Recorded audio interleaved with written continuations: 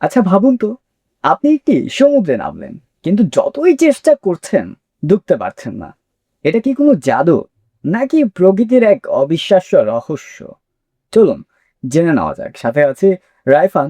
আজকে জানবো এই অবিশ্বাস্য তথ্যটি। মধ্যপ্রাচ্যে ডেড সি নামে একটি বিখ্যাত লবণাক্ত হ্রদ রয়েছে। যদিও এর নাম সি বা সমুদ্র, এটি আসলে একটি লবণাক্ত হ্রদ। এই হ্রদের পানিতে লবণের পরিমাণ সাধারণ সমুদ্রের তুলনায় প্রায় 9 থেকে 10 গুণ বেশি। এত বেশি লবণের কারণে পানির ঘনত্ব অনেক বেশি, আর এ কারণেই মানুষের শরীর সহজে পানির নিচে ডুবে যায় না। আপনি যদি সেখানে ভেসে থাকেন, তাহলে অনেকটা পানির উপরে একটি ভাসমান চেয়ারে বসে থাকার মতো অনুভূতি হতে পারে।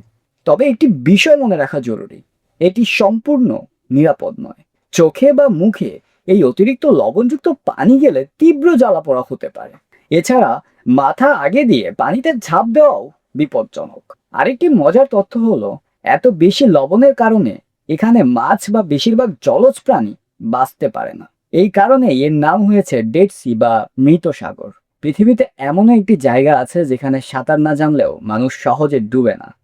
প্রকৃতি সত্যিই আমাদের প্রতিনিয়ত অবাক করে।